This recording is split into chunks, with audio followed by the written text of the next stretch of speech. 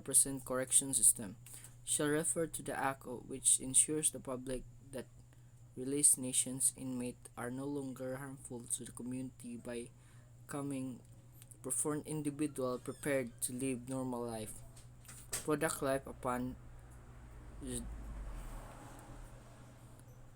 resignation of mainstream society.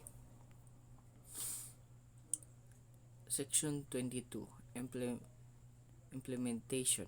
The implementation of this act shall be undertaken by strange phrases but not to exceed 5 years, taking into consideration that nationalist position of the government provided that partial implementation shall be informed in the proportionate of all for all ranks. Section 23 Implementation Rules and Regulations. The DOJ or the Public of Justice in coordination with the Bucor and the DMM Department of Finance shall be within 90 days from the effective of the act of promulgate the rules of regulation necessary to implement the provisions of the act. Section 26 Separability clauses. Of all proportion of provisions of act, it is declared unconstitutionally, and the same shall not affect the validity of the effective of other provision not affect thereby. Section 27 Replacing clauses. All laws, decrees, orders, and rules and regulations and other of all parts, therefore, which are considered the provenance of their act, are hereby demand repeated, amended, or modified accordingly. Section 28 Effective of clauses. This act shall take effective 15 days after the comply of publication of official gazette or the two newspapers generally circulations, which are not come earlier. Good conduct of allowance. What a condition of allowance? Good conduct time of allowance or GCTA is a sentence reduction provision affordable prisoners who are good behavior. It has been exist since 1906.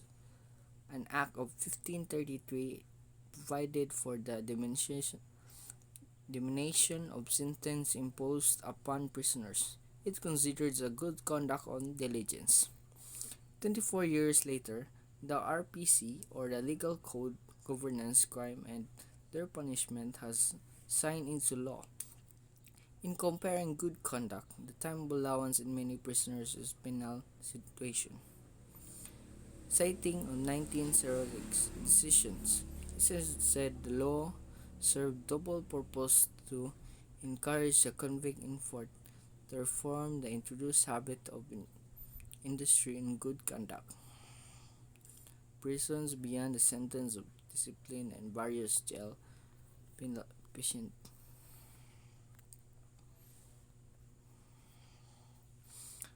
beyond sentence and aid to discipline behaviors, jail and penitentiaries.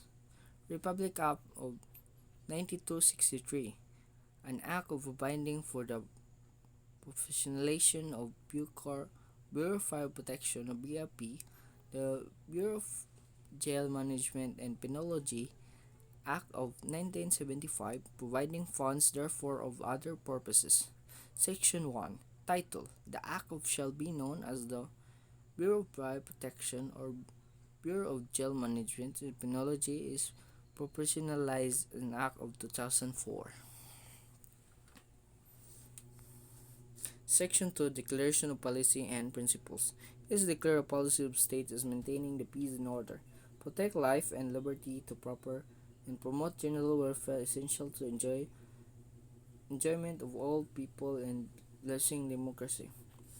Moreover, the recognized responsibility of the state of strengthening governance meant to capability aims toward the strengthening of the labor basic service. It is provided under the Republic of 6975, otherwise known as the Department of Interior and Local Government Act of 1990. That lack of protection of jail management and penology should be responsible of that jail management and penology, respectively. Implementation. The implementation of shall be undertaken in stage process, but not exceeded of 3 years, taking consideration of financial position of national governance.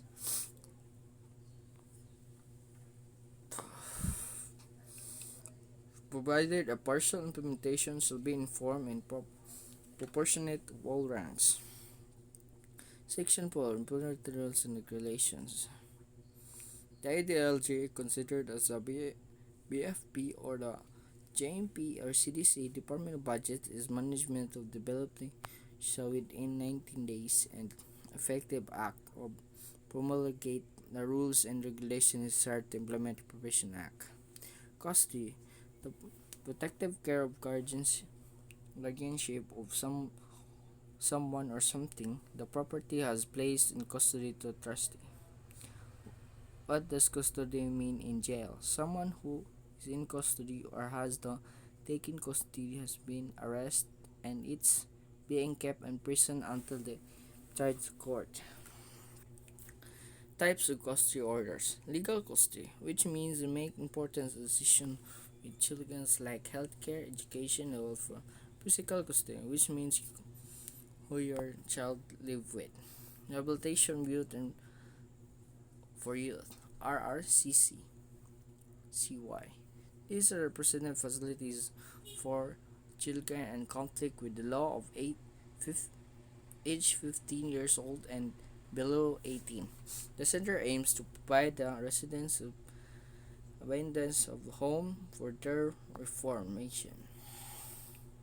Vision to enable the youth of offenders restore their social functions and live normal life. Do although integrations and unification of their family relatives become productive members of the community and society. Mission to provide social protection and advantage to youth aged over 9 years old and below 18 years old who need to appropriate care, guidance and supervision, rehabilitation and development. Alternatives for all parental care with consideration of the local government until the social workers and other stakeholders. Facilities speedy disposition in minor cases as court, preparing them to reunited the threat of family, a community monitoring and supervision after care service. Service of intervention are the following: so, social service, individual group of constitution or casework or case management, individual group family therapy values and session, home life service, provision of basic needs such as clothes, shelter, development and values, and appropriate social and like skills. Education, educational service, formal of non-informal special education is preparing to independently living other youth offenders with discharge from center.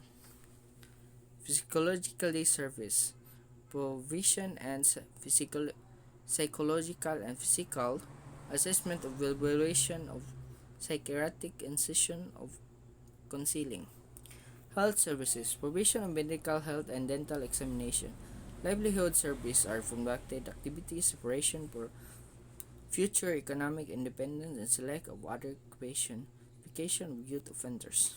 According to youth interest, capacity of skills they are being helped to be planned in income generations project which is helped to earn while inside the center are teaching them to values and self-harmony, teamwork, honesty, and hard work. Incense responsibility. Recognition of culture and activities. Activities that seeks enhance in moral spiritual development of a presidential sport and ethic craft of celebrating special events like celebrating church birthday and family days and effectives. Community participation. This is involvement of presidents in select activities develop their sense and spell of community plans. Spiritual regulations, activities, and Bible studies wherein youth are given opportunities. Personal presidential degree of Act of 603 that called Child Youth Welfare Code. Article 1 Declaration of Policies. The child one most important assets of nation. Every effort should be exerted assets of the nation. Every effort should be expert promote and his welfare to enhance opportunity and useful to the family.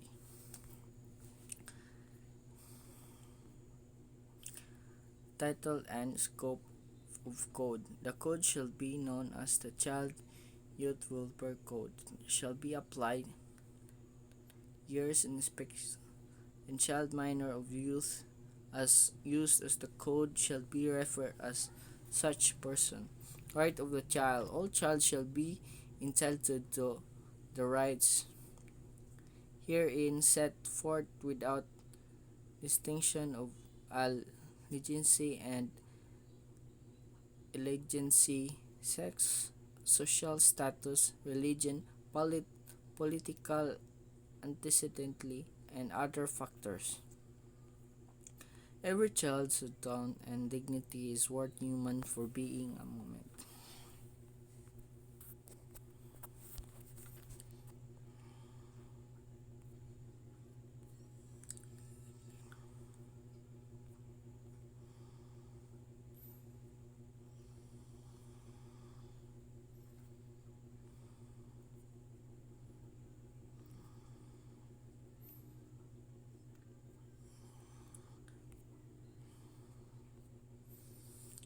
Morality. The higher moral principles should be enlisted in the child, particularly home and schools and church.